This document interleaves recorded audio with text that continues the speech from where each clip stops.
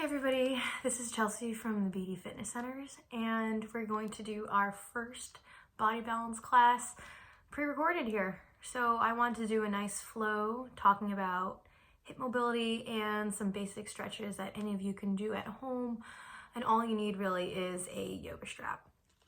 So let's start first with how the hips are supposed to move.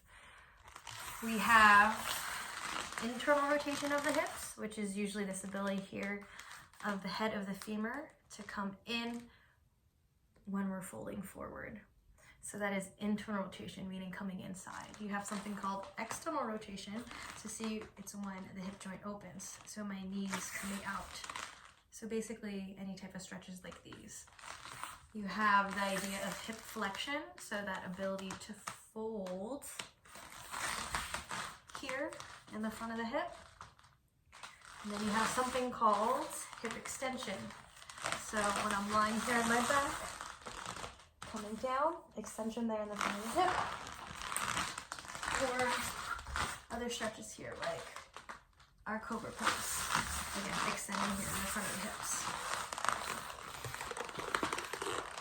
So I start the video off with a basic figure 4 stretch, one of my favorites to promote external rotation in the hip joint while also helping to create nice flexibility there in the back of the hamstrings. We're gonna lie on our back. Make sure you have a nice flat surface. I'm gonna take my knees into my chest. I'm going to cross my right ankle over my left thigh. Right hand's gonna go through. I'm gonna interlace my fingers behind my back. Big exhale, I'm gonna pull my knees into my chest. So the idea is I always wanna work to create tension in my legs when I'm doing these stretches. So see how I'm flexing my feet? Never relax, or maybe I'm pointing my toes, but I always prefer to flex. I'm going to pull my knees in, and then from there I'm going to extend my left leg up towards the ceiling and then bend at the knee. Just a few times like that. Maybe finding a point where you can keep the leg straight, and then pointing the toe. Can't really see my foot here. I'm gonna point my toe, and then I'm gonna flex at my heel, just like that. I'm gonna feel a lot of my calf open as well as my hamstring. Let's switch. Left over the right. Hand goes to the space, pull the knees into the chest, same idea here. Bend, point, and flex there. Maybe little half circles one way, half circles in the other way. If this is hard for you to do, modifications are to grab a strap. So let's say it's hard to reach. I can thread this through here. Remember, always keeping our head back, bend my arms, pull in, and I can create that nice little bend here in the front of the leg. Another angle here, pulling in, extending, pointing, and flexing. Again, maybe half circles one way, half circles the other way.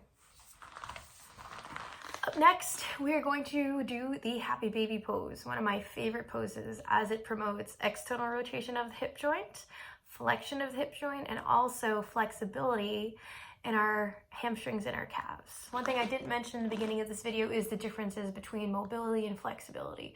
Mobility is defined by movement within the joint, so the joint capsule, as flexibility is defined as I suppose pliability within the soft tissue. So think, stretching your hamstrings out, stretching out your quads, stretching out, your triceps.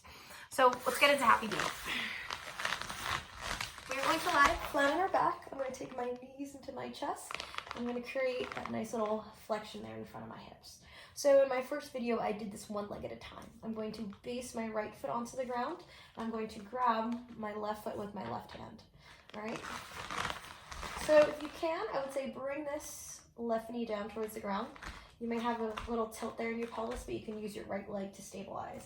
Again, I'm working to create tension here in my foot. So I'm flexing and I'm spreading my toes. I'm gonna take my hand here and grab kind of right where my pinky toe is. And I'm going to do two opposite motions, pull down and then push up.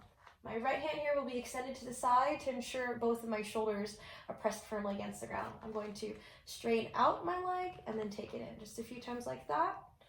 Those of you who are more flexible, maybe you can take it in towards the face. You saw me do another variation here where I would bring it behind my head. That's from there I would cover the shoulder. Otherwise, again, options here, if you're not as mobile, you can take a strap. I would flex my foot, same thing, just don't let the foot kind of curve in like that. You always want to keep pulling the toes back. I'm going to hold the strap here in my left hand. Same idea, I'm going to pull in and extend. Right arm by the side, extend, point the toe, flex the heels, circles one way, take it in. Other ways too, you can use this to open up your back. I can go all the way to one side. Left hand here, again, ensuring my shoulder blades are nice and flat. Pulling in and then taking down. So let's try the other side. Grabbing the foot, extending, pulling in, up and in, maybe coming to the face, pulling out to the side. Variations with the yoga strap. I'm here, extending, and a little bit more hamstring stretch if you'd like. Bend, and extend. Another angle. I'm here.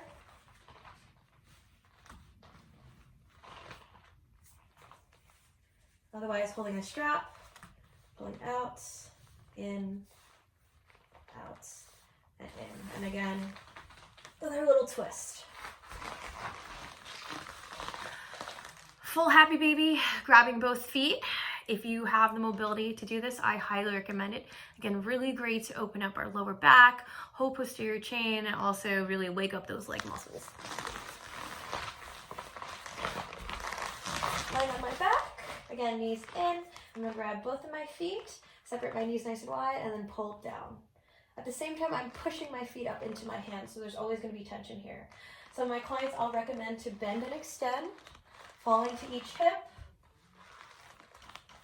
or you can just hold here to create some strength. Feet on the ground next, windshield wipers. Let's continue to promote that nice extension there in front of the hips.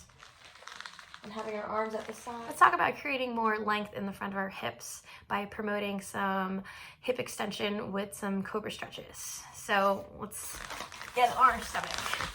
So in my video, I had me coming up into a Superman. So the idea of a Superman is to ensure our glute muscles are activated. So as we lift the legs, the glutes tighten, core muscles firm, and the shoulder blades retract. Upper back muscles also fire to create lift in the chest. This is a safer way to make sure your body gets safely into cobra pose. We're going to lie in our stomach. I'm going to pull my hands back about 90 degrees. So see, my bicep and my forearm create a 90-degree angle with the floor. I can use my toes here, or if you can see them, I can use my toes curled under or feet flat. Either way, I'm going to make sure my glutes are squeezing, my core is tight, and I'm just having my hands assist the lift, not just dumping the weight into my shoulders. So from the front, lifting up, cobra, coming back, none of this, this. Press back, child's pose, coming up on our fingertips to ensure nice active shoulders. And we're gonna do a little tilt side to side. I'm gonna look over to my right as I drop my left hip, and then from there I'm gonna drop my right hip and look over to the left. I go back and forth between playing with active hands, nice and firm against the floor, or up on the fingertips. See what works better for your shoulders. Everybody is different. Child's pose, we're here promoting flexion of the hip and flexion of the spine. So see how my body rounds. Forehead comes down, arms by the side. If you like a child's pose, to try to promote extension, I'm going to come more forward and see I'm going to bring my chest down towards the ground like that for puppy pose. So not quite downward facing dog to see my shins still stay onto the ground, but just another way to come up and open up the upper back as well as Then last but not least, going into our downward facing dog. So downward facing dog is actually a very technical position. Not a lot of people realize all the things happening there. So I'll do my best to break it down real quick, and we'll talk about that in another class. Downward facing dog, I'm going to come into a plank. So with that plank, just make sure my shoulders directly above my wrists. I'm here up on my toes. I'm going to bend my knees. From there, tilt my hips up high and see if I can get my forehead down towards the mat. All right, I'm constantly pushing the floor away from me as I'm going to bend one leg and then straighten the other. I'm going to pedal out my feet, shake my head side to side, maybe nod it up and down. Best way for downward facing dog is just to hold. If you can't get your heels onto the ground, you can just walk your feet in a little bit to have a little bit more narrow over downward facing dog. From there, I like to drop to my knees, settle back into a child's pose, and maybe go back and forth. Coming up again, plank pose, shooting the hips up high, downward facing dog, shake the head side to side, pedal out the feet, and then just holding.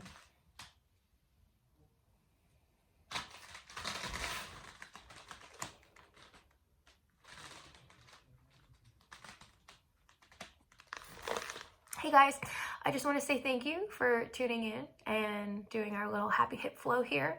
Some questions I usually have are, how long should I be holding each of these stretches? I would say maybe about 5 to 10 breaths each side. So that means about one big inhale lasting maybe about like 3 to 5 seconds and one big exhale lasting about 3 to 5 seconds.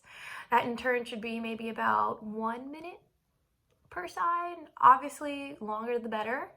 So if you were to take all these poses here that we went over in this short video, do them maybe about 2 to 3 times each side, holding about each of a minute. That should take you a nice half an hour. Times of the day to practice this, I would say early in the morning, maybe in the evening as well. Remember, when trying to improve your mobility, a little bit every day is very important versus just one big long session per week. So thank you for tuning in, and we'll be back next week for some more body balance. Thanks.